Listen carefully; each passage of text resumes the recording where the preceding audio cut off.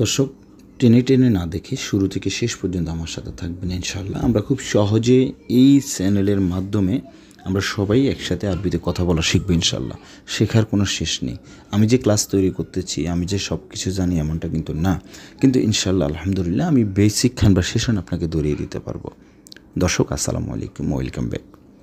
ক্লাসটি যদি ভালো লাগে অবশ্যই ভিডিওর নিচে ডান পাশে যে সাবস্ক্রাইব অপশনটি আছে এটা ক্লিক করে রাখবেন যদি ভালো লাগে, না হলে আপনি আমার ভিডিও খুঁজে পাবেন না। দর্শক, যারা এখনও আমার কোর্স ক্রয় করেন নাই, ভিডিওর নিচে ডিসক্রিপশন বক্সে আমার নাম্বার দেওয়া থাকবে 01819964404 01819964404। এটি আমার বিকাশ পার্সোনাল নাম্বার। সো আপনারা আমার সাথে যোগাযোগ করেন হোয়াটসঅ্যাপে। এই হোয়াটসঅ্যাপ নাম্বারে যোগাযোগ করলে আমি যে ফুল কোর্সটি তৈরি করে রেখেছি, কারো কাছে প্রাইভেট পড়া লাগবে না, আপনার হোয়াটসঅ্যাপের মাধ্যমে আমি আমার এই ফুল কোর্সটি বুঝিয়ে দেবো। সাথে স্পেশাল 2টি অফার আছে, ঠিক আছে? স্পোকেন ইংলিশ 800 পাতার 3টি বই, হিন্দি শেখার 1টি বই ফ্রিতে পাবেন। সাথে আরও একটি অফার আছে, যেই ফুল কোর্সটি, যে আরবি ভাষার তৈরি করেছি, যে ফুল কোর্সটি মোবাইলে বুঝিয়ে দেব, এই বইটির হার্ড কপি বইটি 200 পাতার হার্ড কপি বইটি সম্পূর্ণ ফ্রিতে পেয়ে যাবেন। দর্শক, আর দেরি নয়, সো আমরা শুরু করতে পারি। এখানে সর্বপ্রথম আমি লিখেছি কি দেখেন, যেমন হচ্ছে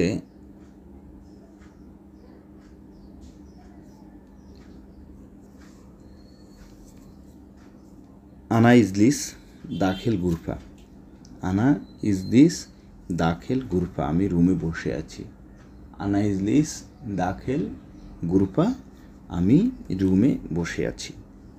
এখন আমি যদি বলি দেখেন, আনা মৌজুদ আমি আছি, বা আনা ফি আমি আছি। আবার আনা ফির দ্বারা আমার আছে এটাও কিন্তু বোঝানো হয়ে থাকে। ওকে, সো আনা ইজলিস দাখিল গুরফা, আমি রুমে বসে আছি। তো আনা নোম দাখিল গুরফা, আমি রুমের ভিতরে ঘুমাচ্ছি, সেটা হয়ে যাবে। আশা করি আপনারা বুঝতে পারছেন। তো এখানে আমি যে বাক্যটি লিখেছি দেখেন, আনা মানে হচ্ছে আমি, ইজলিস মানে হচ্ছে কি বসা, ইজলিস মানে কি বসা, দাখিল মানে হচ্ছে ভিতর, এরকম বোঝায়। গুরফা মানে রুম, দাখিল মানে ভিতর, গুরফা মানে রুম। সো আমি রুমে বসে আছি, আনা ইজলিস আমি বসে আছি, দাখিল গুরফা রুমের ভিতরে বসে আছি। তাহলে গুরফা মানে রুম। এখন আপনি যদি একটু ব্রেনি হয়ে থাকেন বা একটু কষ্ট করার যদি ইচ্ছা থাকে বা আরবিতে কথা বলা যদি কৌশলটা খুব সহজে জানতে চান, আপনি কি করবেন জানেন? আপনি আনা দিয়ে একটি বাক্য তৈরি করবেন। কিভাবে করবেন আমি বলে দিচ্ছি। যেমন আনা মানে কি আমি, আগে বাংলাতে বাক্য তৈরি করবেন সবসময়। ইংলিশ শিখতে যান, আরবি শিখতে যান, সবসময় আগে বাংলা বাক্য তৈরি করবেন। যেমন আমরা যদি ইংলিশে শিখতে চাই, আমি, আনা, যেমন হচ্ছে আমি খাইতেছি, আমি খাইতেছি, এটা হচ্ছে প্রেজেন্ট কন্টিনিউয়াস টেন্স। এটাকে আমরা যদি ইংলিশে মেক করি তাহলে কী হবে? এখানে অনেক কিছু নিতে হয়, এটা সেটা, যাই হোক আমি এখন ইংলিশ ক্লাসে যাচ্ছি না। তো সো আমি যদি বলতে চাই আম ইটিং বা আই অ্যাম ইটিং, আমি খাইতেছি। এখন আমি কি খাইতেছি? ম্যাঙ্গো খাচ্ছি। আই অ্যাম ইটিং ম্যাঙ্গো, আমি আম খাচ্ছি। দেখেন, আমি খাইতেছি, এখানে প্রেজেন্ট কন্টিনিউয়াসের রুল অনুযায়ী আমাকে কি করতে হচ্ছে? আই মানে হচ্ছে আমি, এমটা একটা হেল্পিং ভার্ব, মানে প্রেজেন্ট কন্টিনিউয়াস টেন্সের রুল, ইনস্ট্রাকশন যেটাকে বলে, ঠিক আছে, স্ট্রাকচার, এম দিতে হবে। এরপর হচ্ছে বার্ফের সাথে খাওয়া, মানে এটা হচ্ছে বার্ফ মানে কি কাজ, ইট মানে খাওয়া।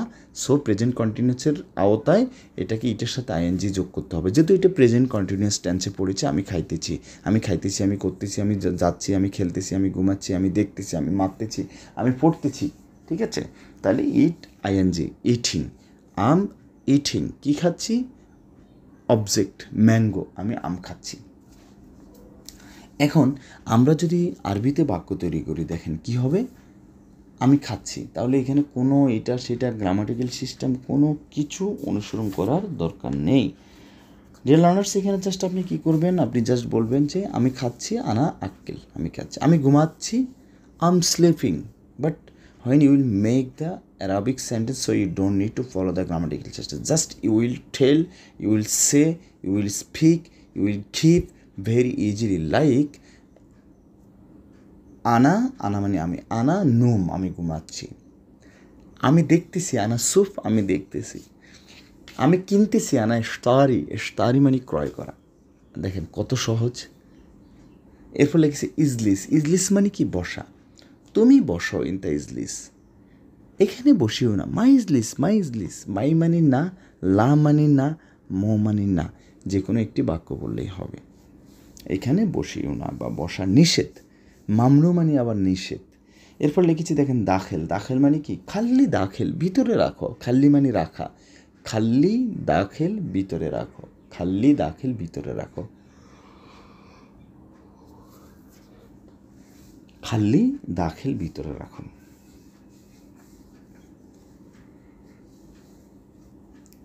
গুরফা, গুরফা মানে কি রুম, গুরফা, গুরফা মানে রুম, ঠিক আছে, রুম। এখন রুম দিয়ে আমরা একটা বাক্য তৈরি করি। দেখেন রুম মানে গুরফা বা কক্ষ। তাহলে আমরা যদি বলি এই রুমটি খালি, আমরা সবাই এই রুম এটা খালি, খালি তো, এখানে আমরা আর 10 জন ঘুমাইতে পারবো, এখানে একটা খাট দাও, এটা সেটা সামথিং লাইক দ্যাট। সো আমরা হাউ টু সে, আমরা just will say very easily হাদা গুরফা বা ফাদি হাদা গুরফা, বিকজ ফাদি মানে হচ্ছে খালি, ফাদি মানে ফ্রি। তাহলে ফাদি হাদা গুরফা, হাদা মানে এই, গুরফা মানে রুম, মোফাদি হাদা গুরফা, মো মানে না, মোফাদি হাদা গুরফা। আশা করি খুব সহজে বুঝতে পেরেছেন। এখন হয়তো অনেকে বলবেন যে ভাই আপনি একটি বাক্য দিয়ে যদি 1 ঘন্টা শেষ করে দেন তাহলে কি হবে? ওরে বাবা রে, আমি তো অন্য কোনো গল্প করি নাই, আপনাদের বোঝানোর গল্পটাই করেছি। ওকে, এরপর লিখেছি ইনতা মো তাখের, তুমি দেরি করিও না। ইনতা মানে তুমি, মো মানে না, তাখের মানে দেরি। ইনতা মো তাখের, তুমি দেরি করিও না।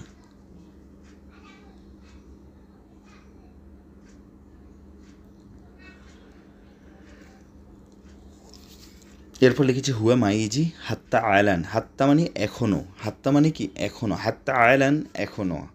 হুয়া, হুয়া মানে সেই, মাই মানে না, মাই মানে না, ইজি মানে আসা, হাত্তা আয়লান এখনও।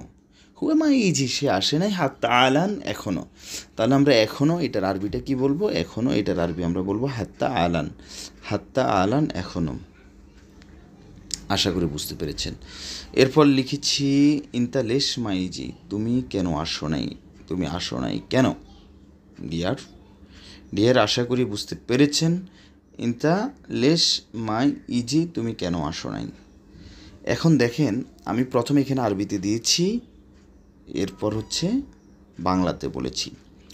তুমি কেন আসো নাই, আপনি আগে বাংলাতে কল্পনা করবেন, তুমি কেন আসো নাই। তাহলে তুমি মানে কি ইনতা,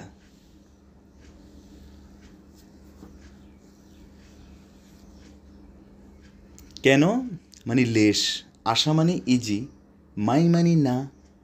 তাহলে তুমি কেন আসো নাই, ইনতা লেশ মাই ইজি, তুমি কেন আসো নাই। আশা করি বুঝতে পেরেছেন। আন্তা, এরপর লিখেছি আনা এন্তেজার, আমি অপেক্ষা, এন্তেজার মানে অপেক্ষা করা। ওয়াজেদ ওয়াক্ত, ওয়াজেদ মানে অনেক বেশি, ওয়াক্ত মানে সময়, তো ওয়াজেদ ওয়াক্ত অনেক সময় ধরে এরকম বোঝাচ্ছে। আনা এন্তেজার আমি অপেক্ষা করিতেছি, আনা এন্তেজার আমি অপেক্ষা করব এমনটাও বোঝায়। আনা এন্তেজার ওয়াজেদ ওয়াক্ত, আমি অনেক সময় ধরে অপেক্ষা করিতেছি। সো এই বাক্যে আমরা পেয়েছি আনা মানে আমি, এন্তেজার মানে অপেক্ষা করা, ওয়াজেদ মানে বেশি, ওয়াক্ত মানে সময়। এরপর লিখেছি কি বুকরা ফি ওয়াজেদ সকাল, বুকরা মানে আগামীকাল, ফি মানে আছে, ওয়াজেদ মানে বেশি, সগল মানে কাজ। দর্শক বুকরা ফি ওয়াজেদ সগল, আগামীকাল অনেক বেশি কাজ আছে। এরপর সুরা, সুরা সগল তাড়াতাড়ি কাজ করো। এখানে যে বাক্য শব্দ দিয়েছি অনেক গুরুত্বপূর্ণ শব্দ, আপনারা আরও বাক্য তৈরি করবেন।